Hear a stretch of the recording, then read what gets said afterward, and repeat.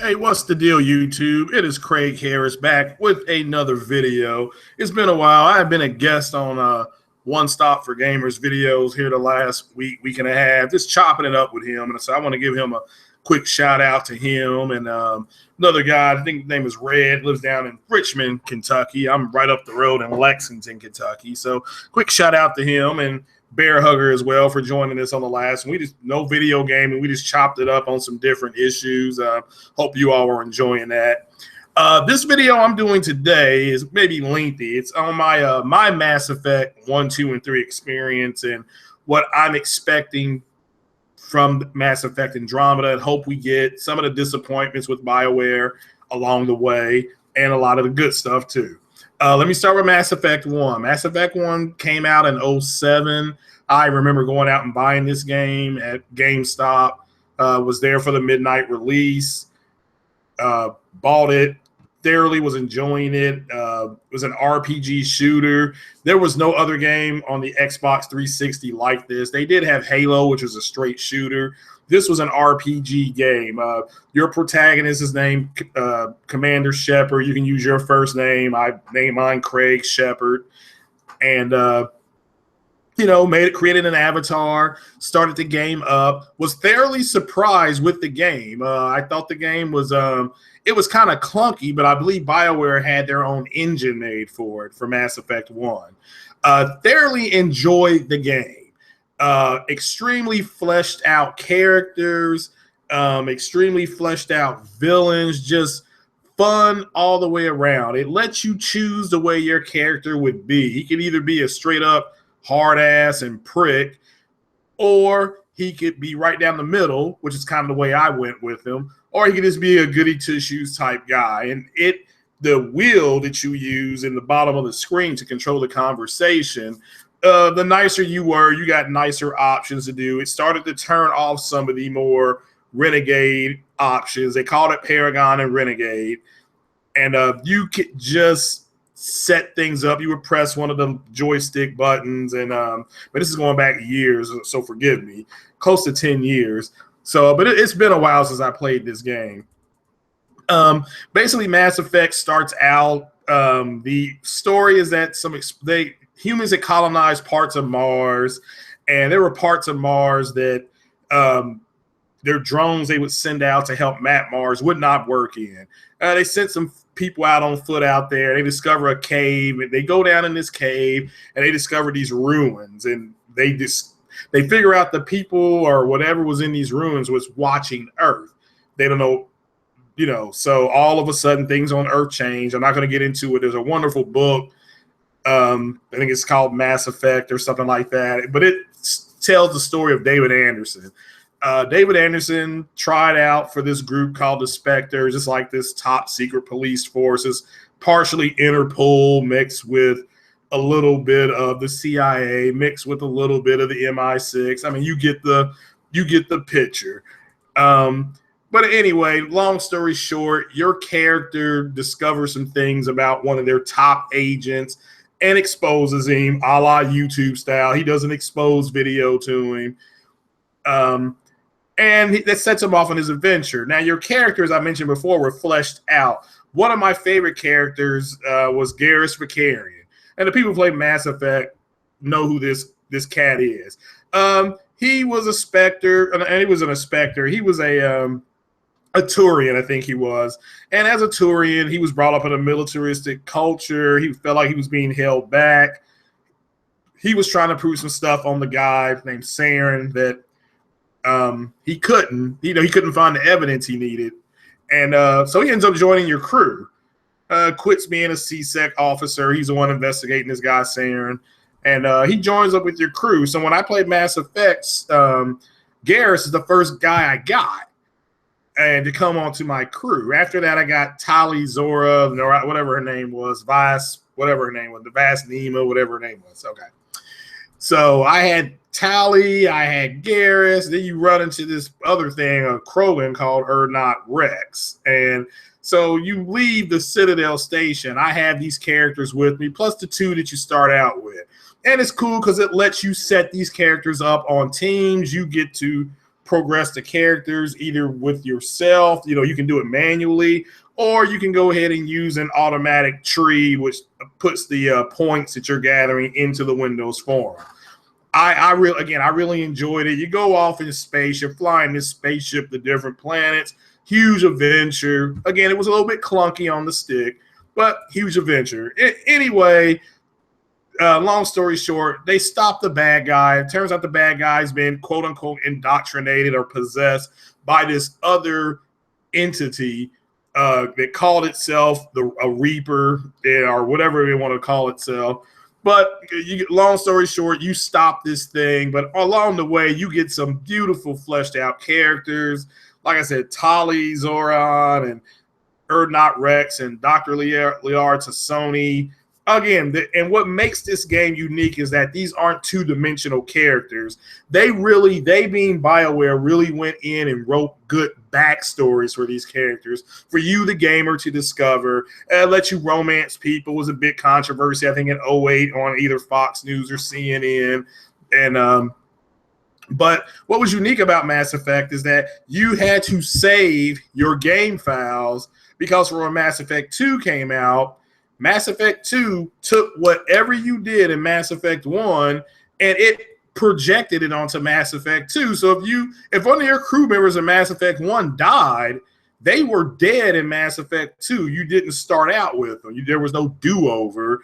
And maybe there was a way to do-over, but if you continue with the download, you got a continuing story. Anyway, Mass Effect 2, your character gets killed, Commander Shepard. He gets rebuilt cybernetically through implants, what kind of implants they were, by basically a Zionist organization calls itself Cerberus, led by another Zionist called the Elusive Man. But you go to work for him. Again, beautifully fleshed out characters. Again, I cannot tell you guys, if you have never played this game, that these characters' backstories that you have to go out and recruit and do their loyalty missions and things like that.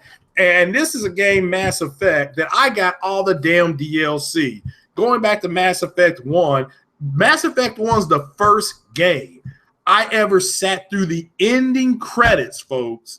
The ending damn credits. This, not because I liked the damn song, but because I respected what everybody on this project did. And I just did, phenomenal project again. But going into Mass Effect 2, you're working in a different part of the Milky Way. You see a lot of the same characters. Again, I don't want to get into the longness of the story. It's a long game. Again, beautiful characters, fleshed out stories. And if you can romance the characters and things like that. And nothing on the lines of Mass Effect 1, but you get my drift. Again, I bought all the DLC to this, Lair, the Shadow Broker, the Arrival. I had all of it. Actually went out and got a bigger hard drive for the Xbox 360. And this, if you can tell on my voice, this is my favorite series of games. Not Halo, not Gears of War. Those games are good too. Please don't be hating on me. I like those games too. Mass Effect for me was much more personal because it allowed me to make my own choices.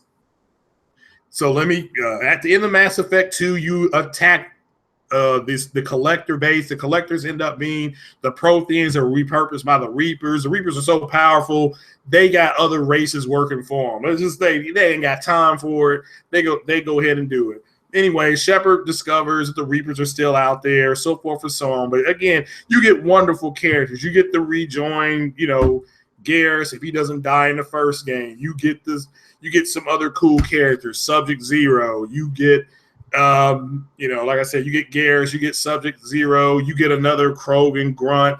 Again, beautifully fleshed out story. And again, whatever you did in Mass Effect 1 continues into Mass Effect 2. Long story short, you get to save the day depending on what happens. I downloaded all the DLC, the Zaid Masani DLC, which I really did like. The Kasumi Stolen Memories, like whatever that was called, I like. This is going back years, folks. So forgive me if I get some of this wrong, but you get my point. Leading to Mass Effect 3. Mass Effect 3, again, is my favorite game out of the series. Mass Effect 3 is famous for the big controversial ending because the original ending leaked. The original ending of Mass Effect is that the Reapers were around because Element Zero was causing different problems around the galaxy, and the Reapers were there to take the races that were using the mass relay system and just make another Reaper out of them. That way they stop being a threat to the entire galaxy. Again, I chose Destroy it in the Mass Effect 3. It was the correct decision. It's the only decision that guarantees the cycle stops. You can't control the Reapers. Control's not introduced into the third game, first act of the third game. It's just some bullshit that they threw in there. And then I think you could join them together. I forgot what that's called now, but synthesis. I'm sorry, synthesis is what it's called. And synthesis, you combined all these species together, and they were part machine and part organic. But that's what the Reapers are doing in the first place. So why would you choose that? But anyway, people chose what they chose. People threw a fit. A bunch of whining crybabies. I can't believe these people bitched and moaned and just why, and it just they needed to all be hitting their mouths. You know, just appreciate what BioWare did. They had to scramble at the end, made another DLC pack for it because these idiots couldn't figure out the ending. Again, I've never seen a generation of people that needs to be spoon-fed every freaking thing. But that's this generation, folks.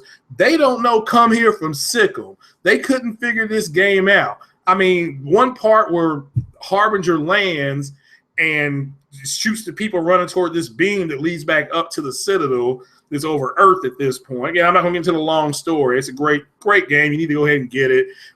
But people were like, well, how come Harbinger didn't shoot at the Normandy? Well, probably because the Normandy wasn't a threat to something that big. And Harbinger was being controlled by something else. And again, I like the fact that there was a galactic intelligence studying why organics made synthetics, and then the synthetics always rebel. I mean, that was a great line by the galactic AI. Like, hey, look, you all make organics want to celebrate themselves, so they make a synthetic life form. The synthetic life form, you know, in order for them to trump each other, the synthetic life form becomes more and more organic, becomes sentient, and then it destroys its creator. So the Reapers are around. But again, long story short, you guys have got to play this series of games, and I really enjoyed it. You can tell by my voice, my hands are going all over the place. You can't see it. Which leads us to Mass Effect Andromeda. Let me start with the disappointment of Mass Effect Andromeda. Let me take a swig. Oh, all right. Here's what's disappointing for me about Mass Effect Andromeda. BioWare did not take these endings on, take the bull by the horn, so to speak. BioWare should have done that. They should have just said, okay, our developers have played the game. They chose this. This for us is the correct ending. I went to a BioWare forum back in, I don't know if it was 2011, 2012. It was something like that. I had to pull that back up again, my ticket back up. Fun time. I asked them what was the correct ending. They said, look, the ending where Shepard is seen breathing, male or female, that's the correct ending. I mean, if you didn't choose that, you didn't choose it, you know, but in my long story short, that's what I chose. But for BioWare not to address that, to me, is cowardly. I mean, that's BS to me. To me. Now, am I still excited about the game? Yes. Was I disappointed in E3 how they didn't show any gameplay? You bet your ass I was disappointed they didn't show any gameplay. You know, was I disappointed that they didn't make more of a grandiose announcement? You bet your ass I was. I mean, it was disappointing. With that said, N7 Day is, 60 days away from now? So, okay, I can wait. And BioWare did say that, I'm going to quote BioWare or paraphrase them. They said something to the effect of, when they're working on Dragon Age Inquisition. This is years ago. And when Dragon Age Inquisition is done, that team will take a vacation and they'll all come back and do Mass Effect.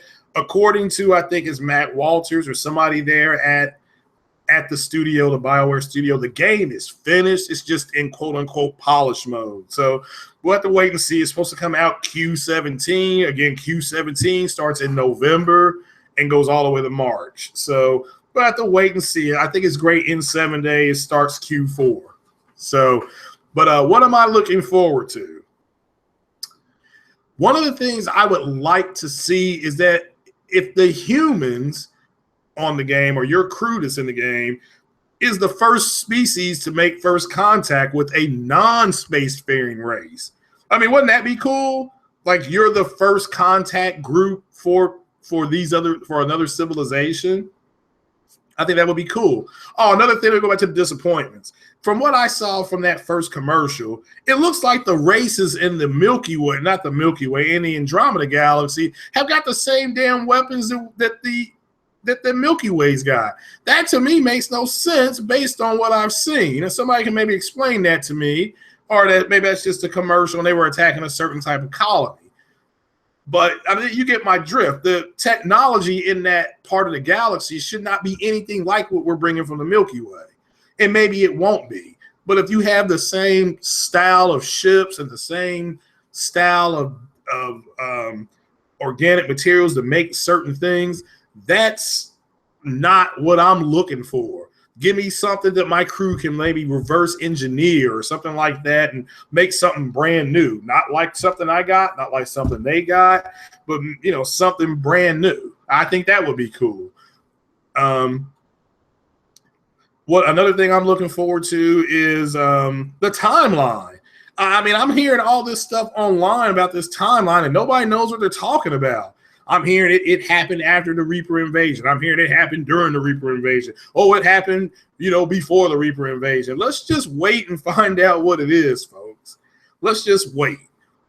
Like I said, as far as what I'm looking forward to in the game, however, let me go ahead and I got my list here. The actual list to be able to go to different planets and gather resources.